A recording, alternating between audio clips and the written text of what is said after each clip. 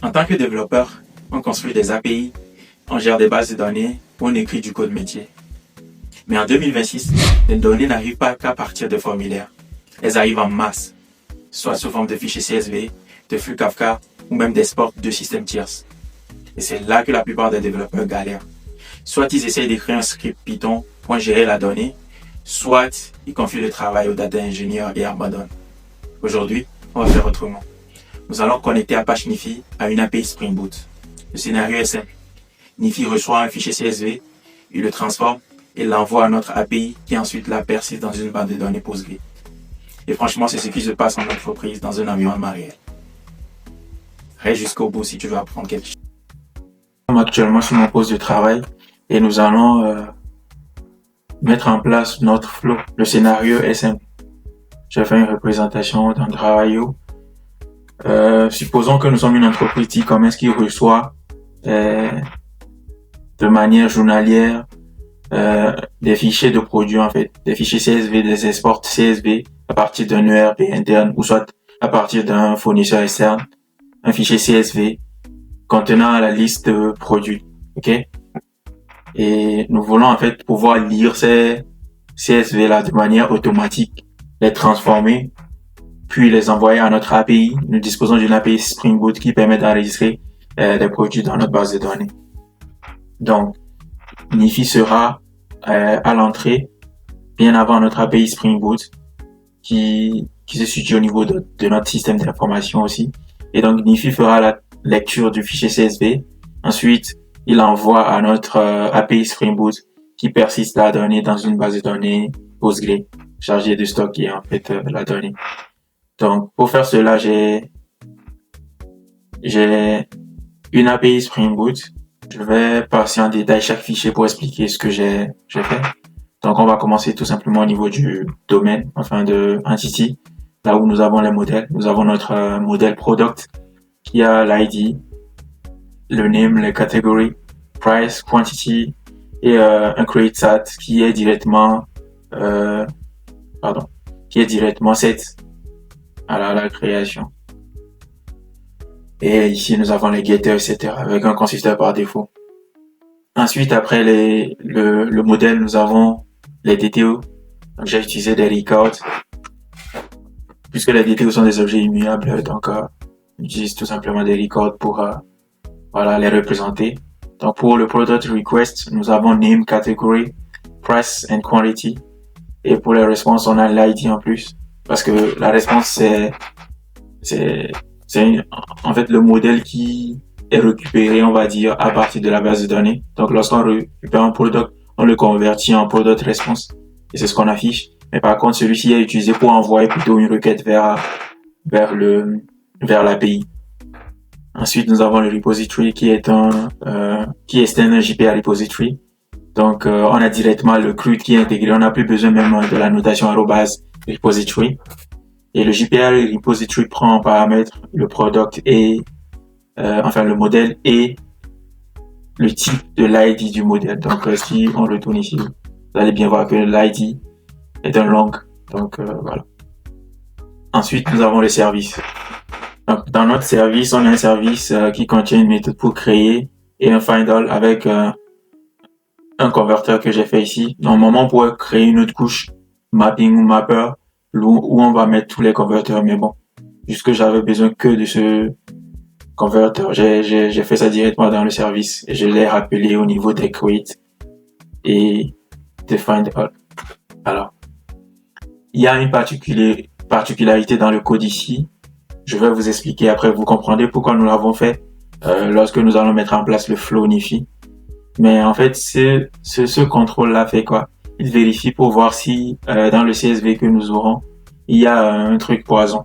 Si oui, on fait une exception. Donc, on trouve une erreur pour dire, voilà quoi. C'est comme si c'est une simulation de stop de la base de données, en fait. Mais c'est pour simuler un comportement de notre base de données pour voir comment Nifi gère ce type de problème. Ok? Voilà. Et ici, c'est juste une injection de dépendance, mais une injection par constructeur. Non, c'est tout.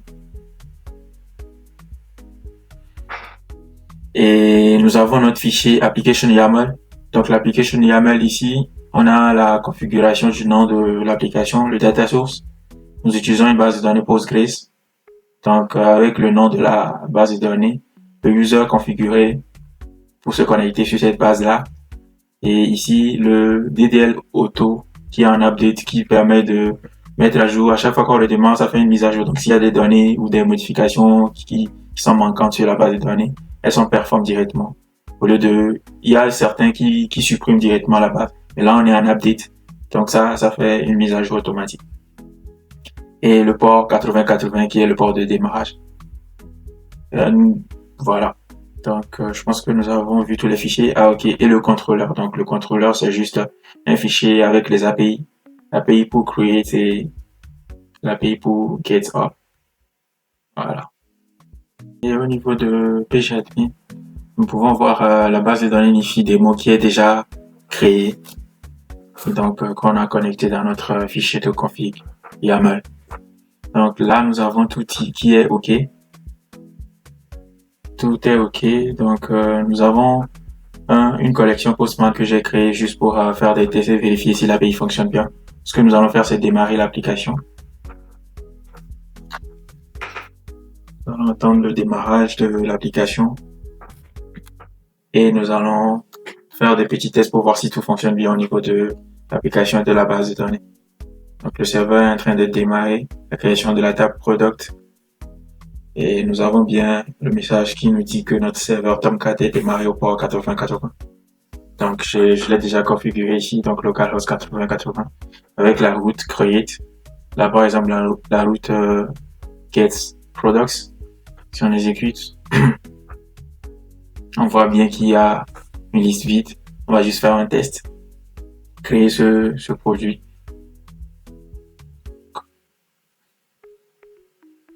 Voilà, donc on a le produit qui a bel et bien été créé. Donc si on retourne faire un get all, nous pouvons voir que le produit existe. Et ça, ce sont des routes juste de validation pour vérifier si les validators que nous avons configurés, bel et bien, j'avais effectué des tests. Comme vous pouvez le voir, si on envoie un produit avec un prix négatif, on a bien le prix doit être positif qui est bien marqué. Donc maintenant, nous avons bien vu que notre API fonctionne correctement et nous l'avons testé. Maintenant, nous allons retourner sur Apache Nifi où nous allons maintenant créer notre flow de lecture de CSV et voilà d'envoi à notre API directement. Donc ici, qu'est-ce que nous allons faire? Nous allons rajouter un process group pour regrouper tous nos processeurs. On va l'appeler quoi? Nifi vers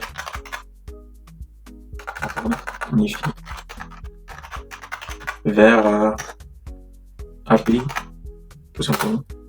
Donc nous avons notre process group. Ça c'est l'ancien de la vidéo précédente. Et nous allons cliquer dessus. Et ici nous allons rajouter nos processeurs. Le premier processeur que nous allons utiliser c'est un getFile. Oh pardon. Donc un getFile, comme nous l'avons vu dans la vidéo précédente, pour ceux qui l'ont vu. D'ailleurs, si vous n'avez pas vu la vidéo précédente, je vous invite à aller voir comment on installe Apache Nifi et comment on met en place un simple flow pour déplacer un fichier d'un répertoire vers un autre. Bien. Donc avec notre getFile, le processeur getFile nous permet de récupérer, de lire dans un directory et de récupérer un fichier.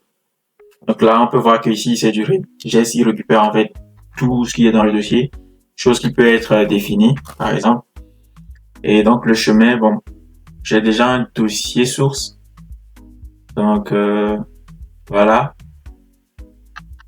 Avec product.csv, nous allons récupérer le chemin plutôt, pardon, et configurer au niveau de directory.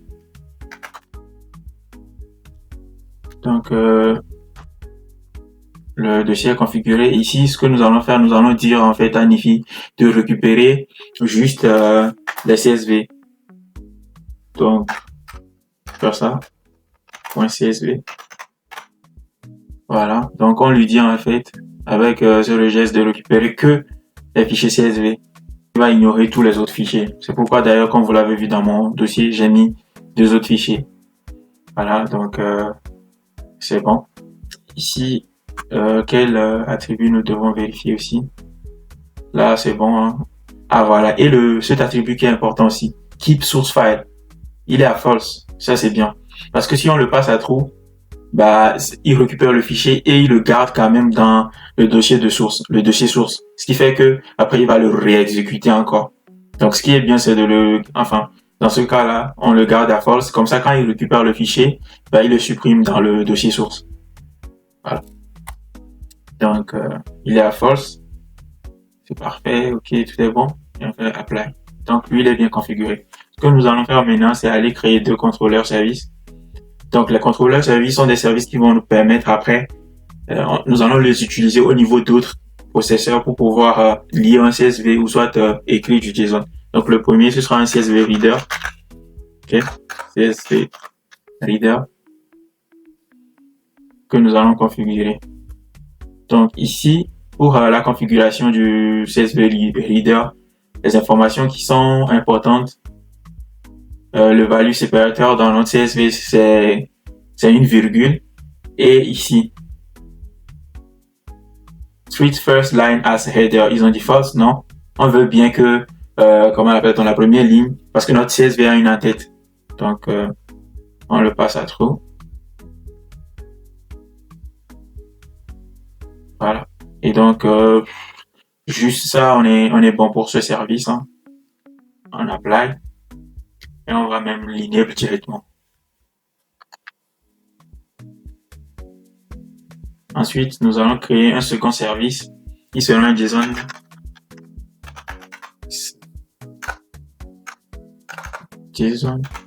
record. Voilà. Un JSON record set writer. Donc, il permet d'écrire du JSON. Donc, ici aussi, tout est bon. On n'a pas d'informations à configurer. Il suffit juste de l'activer aussi. Voilà. Donc, voilà.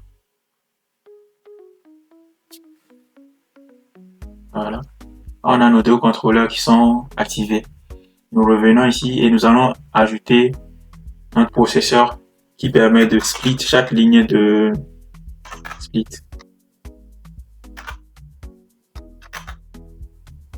Split record. Donc grâce à ce processeur, on pourra en fait split. On pourra d'abord récupérer le CSV et le split chaque ligne pour envoyer à notre API. Donc le record reader, on va prendre le CSV reader qui est chargé de lire en fait. Donc lorsqu'on a le get file qui récupère le CSV, on a le split qui à partir de CSV reader read le CSV pardon. Donc il lit le CSV et ensuite le record writer qui est notre JSON record set writer permet d'écrire le JSON. Et ici on va dire one by one, c'est-à-dire une ligne. Une ligne, en fait, il fait ce travail. Il lit une ligne, il transforme en JSON. Voilà. Donc, nous avons ça. Et ensuite, nous allons ajouter un invoke HTTP. Le invoke HTTP, c'est un processeur qui permet de faire des appels HTTP. Donc, nous allons configurer notre invoke HTTP aussi. Au lieu d'un get, c'est un post. Et nous allons copier la route ici, copier le reste de la route, voilà, et voilà. Donc nous avons ça et nous avons aussi notre content type qui est un application JSON. Nous venons ici. Le content type c'est un application JSON, nous le demandons. Voilà. Donc on le configure aussi et c'est parfait. Là, nous avons les 3 processeurs importants qui vont pouvoir récupérer le CSV, le transformer en JSON, puis envoyer à notre API. Maintenant, nous avons un élément qui est important aussi quand on parle des processeurs, c'est les relationships. C'est en fait les liens de sortie que permet chaque processeur. Et ça, c'est un résumé tout simple. Hein. c'est tous les différents types ou liens de sortie que fournit un processeur. Si nous cliquons sur Get File, Relationship, nous avons juste un success pour lui. Soit c'est un success, soit c'est un failure. Bon, le failure n'est pas explicitement défini, mais voilà, c'est un success. Donc, il faut juste relier ça au split en choisissant la relationship success. Ensuite, au niveau du split, on va voir quels sont les relationships. Donc, lui, il a un failure, un original et un split. Dans notre cas, on s'intéresse au split. Donc, on va terminer tous les autres et relier le split à notre invoke HTTP. C'est bon? Voilà. Et donc, au niveau de notre invoke HTTP, on va voir, lui, il a énormément, enfin 5. Énormément, mais au total, ça fait 5. 5 relationships de sortie. Donc, failure, no retry, original, response et retry. Nous allons terminer juste l'original et nous concentrer sur ces 4-là. Failure, no retry, response et retry.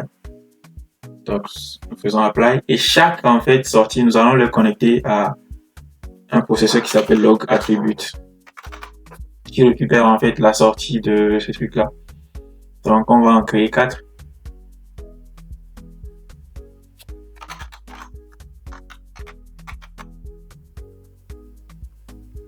On va créer 4. Et voilà. Le dernier. Voilà. Donc, ici, nous allons connecter le premier, en disant que c'est le failure. Le second, no retry. Celui-ci. Voilà. Response. Et celui-là, on va le connecter à retry. Donc, on a bel et bien les 4. Bon, le original, on l'avait terminé, donc pas besoin. Et voilà. Donc, nous avons là notre flow. Et bon, les log attributes ont encore le warning parce que eux aussi, ils ont un relationship, mais qu'on va juste terminer, en fait. Voilà.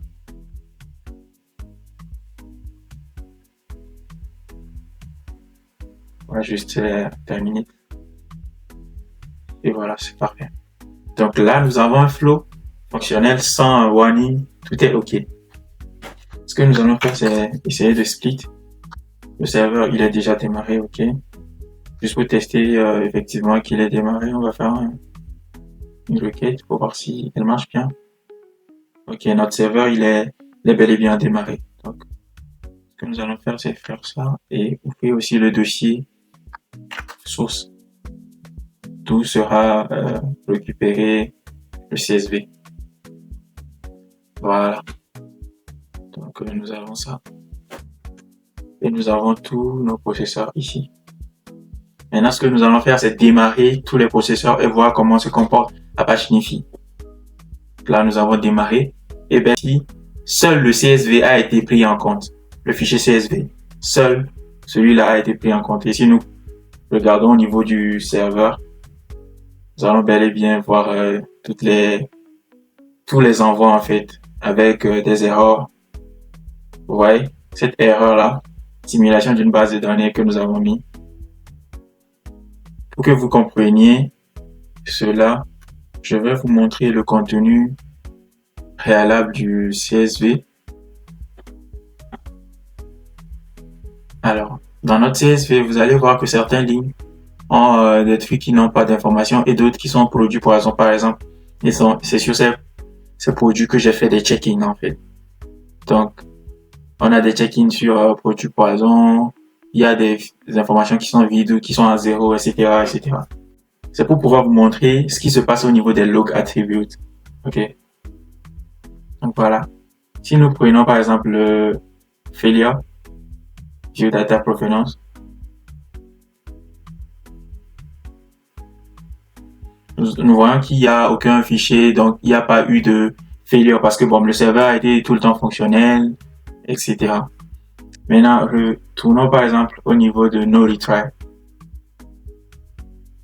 Voilà, au niveau de no retry, nous avons quelques fichiers qui ont été mis. On va voir un peu le détail de ce qui est passé dans le no retry. C'est les trucs avec des prices moins. On a une validation sur notre modèle qui permet de dire en fait que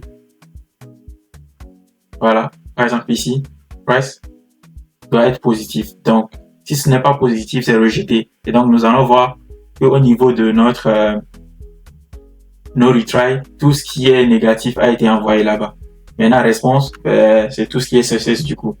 Tout ce qui est passé en success en fait. Si on fait un view, on pourra voir effectivement que c'est un JSON, voilà, qui a été créé avec le retour.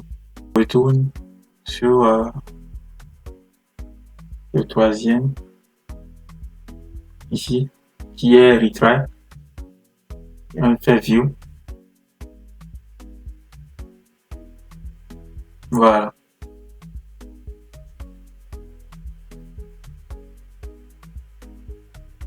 Nous avons notre poison qui a été chopé ici. Donc, en gros, c'est pour montrer en fait comment fonctionne Nifi et les log attributes. Donc, pour le failure, en fait, le failure aurait contenu quelque chose si, par exemple, nous arrêtons le serveur. Supposons que nous arrêtons ce serveur-là et que nous copions ceci que nous allons mettre au niveau de source. La copie n'a pas été faite, pardon.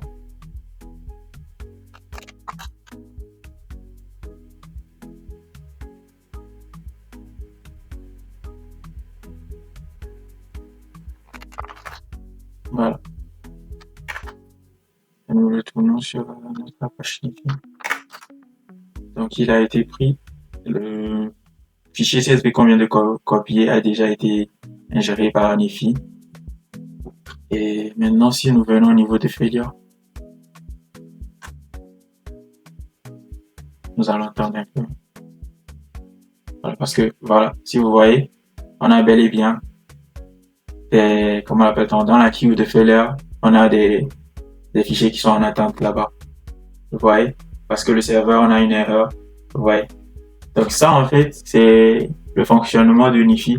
Nous pouvons voir la puissance de Nifi qui est capable de gérer des flows, donc, et de rediriger en fonction du type d'erreur qu'on a, ce qui se passe. Donc là, on a, si on vérifie,